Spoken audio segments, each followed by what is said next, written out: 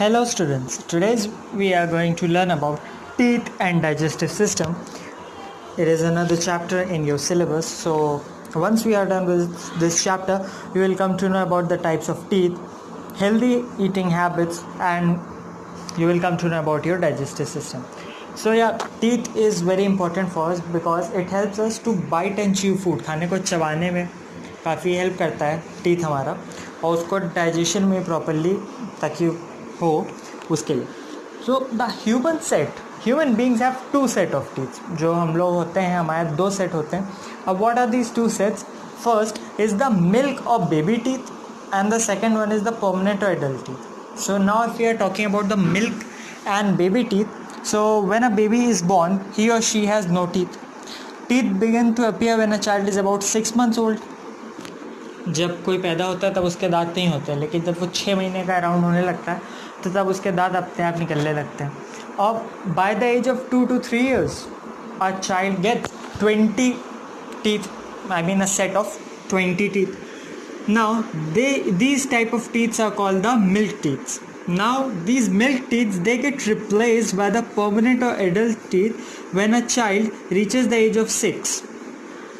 The teeth start falling one by one and larger one taking their place, and these set of teeth are known as the permanent teeth. Now there are certain types of teeth such as incisors, canines, premolars and molars. Now once we are going to classify the teeth, मतलब जब हम लोग teeth को 4 part में बांट रहे हैं, तो एक तो इंसिजर्स होता है, दूसरा कैनाइन्स, तीसरा प्रीमोलर और चौथा मोलर. तो इंसिजर्स की अगर हम लोग बात कर लें तो they are tiny chisel shaped with flat and sharp ends. Generally they have a sharp end and they are use for cutting and chopping food. तो खाने को कट करने और चॉप करने में इंसिजर्स का यूज़ होता है. And we have 8 incisors with 4 in each jaw, मतलब 4 ऊपर के जॉ में, 4 नीचे के जॉ में, तो we have total 8 incisors. Now canines are the pointy and sharp teeth, and canine teeth they generally help in the tear of food, basically in the tearing of flesh. If you are a non-vegetarian, you know what I am saying by tearing of flesh. So yeah, canines help in that. And the total number of canines we have is 4, that is 2 in each jaw, and again the upper jaw and the lower jaw. Now the third one is premolars. So the next to canine we have the premolars, and premolars are 8, 4 in each jaw, and premolars are bigger, stronger, and they have ridges, so they make it a perfect for us to crush and grind the food. Now the last one are molars, and we have 12 molars, 6 on the upper jaw and 6 on the lower jaw. And molars are even more wider and stronger than the premolars, and they have more ridges, and they help to grind the food into a paste. So with the help of molars you can easily convert a food into paste. Now the parts of tooth. Now each tooth has a crown and a root. The tooth above the gum is called the crown, and the part inside the gum is called root. अब इसको आप कैसे समझ सकते हो? ताज हम लोग sir पे पहनते हैं तो ताज इज अ क्राउन, तो वो क्राउन हो गया. और ज़मीन के नीचे जड़ें होती हैं, वो क्या होती हैं? रूट, तो that is our root. Now the crown is covered with a hard protective layer called the enamel. और जो क्राउन होता है वो एक प्रोटेक्टिव लेयर, जो एक हार्ड प्रोटेक्टिव लेयर होती है, उससे कवर होता है. इस प्रोटेक्टिव लेयर को हम इनामल कहते हैं. And enamel is the hardest known substance in our body. और underneath the enamel is a dentine which is not as tough as enamel, but it is sensitive to cold and heat. इसीलिए जब हम लोग कभी कभार ice cream खा लेते हैं एकदम से, तो करके कुछ दांत में लगता है ना ठंडा ठंडा, वो यही इस डेंटिन में लगता है. Underneath the dentin is a soft innermost part of the tooth called the pulp. Dentin के अंदर भी एक सॉफ्ट इनर मोस्ट पार्ट है, उसको हम लोग पल्प कहते हैं. और उस पल्प के अंदर, inside the pulp, there is the nerve ending.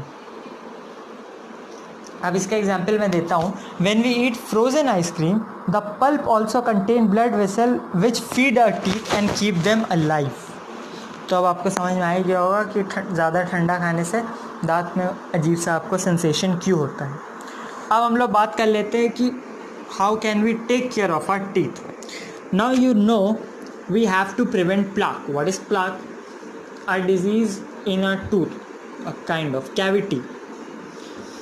So a plaque is a yellowish substance that stick to our teeth and it is produced by bacteria present near the teeth. After we eat, bacteria attack the sugar and the food crumbs on our teeth.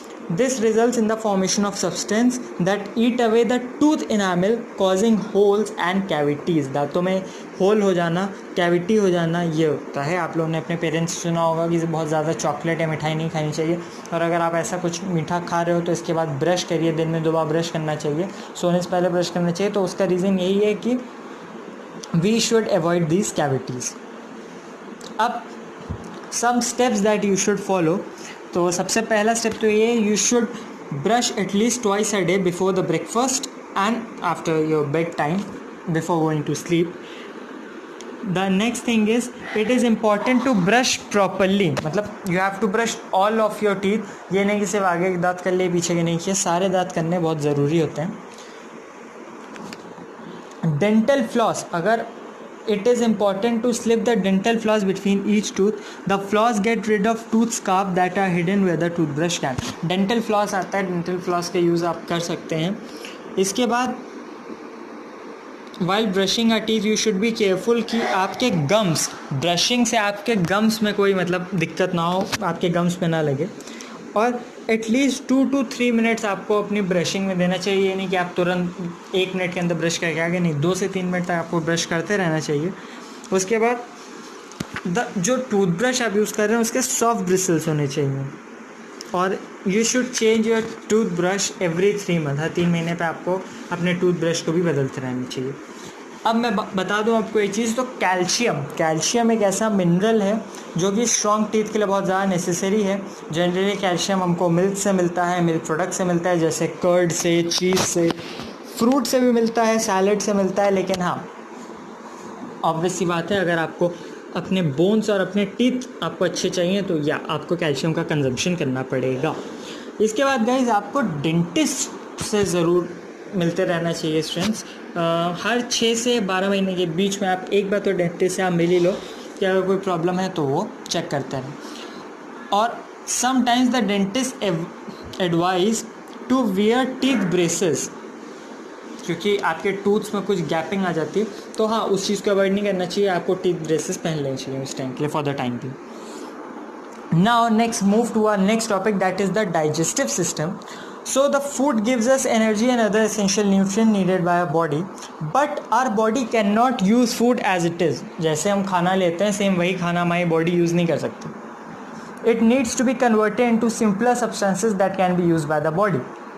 और जो food हम लोग लेते हैं वो complex substance होता है, वो सिंपलर सब्सटेंस पे कन्वर्ट होता है और उस सिंपलर सब्सटेंस को हमारी बॉडी डाइजेस्ट करती है एनर्जी के लिए. The process through which the food we eat gets converted into simpler form which the body can absorb is called digestion. वही प्रोसेस जिससे जो हम खाना ले रहे हैं, जो कि एक कॉम्प्लेक्स फूड है, जो हमारी बॉडी पचा पा रही है, मतलब डाइजेस्ट कर पा रही है और उसको एनर्जी हमको दे रही है, इसी प्रोसेस को हम लोग डाइजेशन कहते हैं. और सेवरल ऑर्गन्स एक साथ काम करते हैं इस प्रोसेस को, जो डाइजेशन प्रोसेस को कंप्लीट करने के लिए, और इस सिस्टम को हम लोग कहते हैं द डाइजेस्टिव सिस्टम. अब हम लोग बात करने वाले हैं प्रोसेस ऑफ डाइजेशन के बारे में. तो प्रोसेस ऑफ डाइजेशन क्या है? Digestion begins in the mouth, the teeth helps in chewing the food and tongues mixes the food particles with saliva. जैसे ही डाइजेशन कहाँ शुरू होता है, जैसे हम लोग खाना मुंह में भरते हैं वहीं से हमारा डाइजेशन शुरू हो जाता है. जो टीथ है वो उस फूड को मतलब ग्राइंड करता है, क्रश करता है, और जो हमारी टंग है वो सलाइवा से उसको मिक्स करती है और ये ईजी कर देता है हमारे फूड को हमारे लिए खाने के लिए.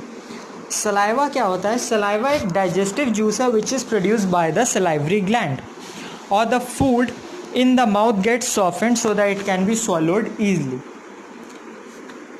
After that the swallowed food passes into the oesophagus. जो हमारा swallowed food है वो oesophagus के थ्रू पास होता है. oesophagus एक ट्यूब होती है through which the food passes from the mouth to the stomach. और स्टमक में सैक लाइक ऑर्गन्स होते हैं जो स्क्वीज़ करते हैं, ब्रेक करते हैं और वो हेल्प करते हैं जो हमारा फूड जो हमने खाया उसको स्मॉलर पार्टिकल्स में कन्वर्ट करने के लिए। अब स्टमक से जो फूड होता है वो पास करता है स्मॉल इंटेस्टाइन में, और जो ब्रोकन डाउन फूड पार्टिकल्स होते हैं वो एब्जॉर्ब हो जाते हैं by the walls of small intestine, और जो ब्लड होता है वो उस फूड को कैरी करता है to different parts of the body. But जो अनडाइजेस्टेड फूड होता है वो मूव कर जाता है हमारी लार्ज इंटेस्टाइन की तरफ, और जो पानी होता है जो अनडाइजेस्ट फूड से निकलता है वो एब्जॉर्ब हो जाता है यहाँ हमारी लार्ज इंटेस्टाइन में, और जो वेस्ट प्रोडक्ट्स हैं उनको हम लोग कहते हैं फेसेस, वो यहीं पे फॉर्म होते हैं। इसके बाद जो लीवर है हमारा, the liver works with small intestine in the process of digestion, it produces the juice that helps in the digestion of food. इसके बाद जो अनवांटेड वेस्ट है जिसको हम लोग फेसेस बोलते हैं, ये बॉडी से थ्रो आउट हो जाती है हमारी थ्रू द एनस। तो आपको प्रोसेस ऑफ डाइजेशन समझ में आ गया होगा।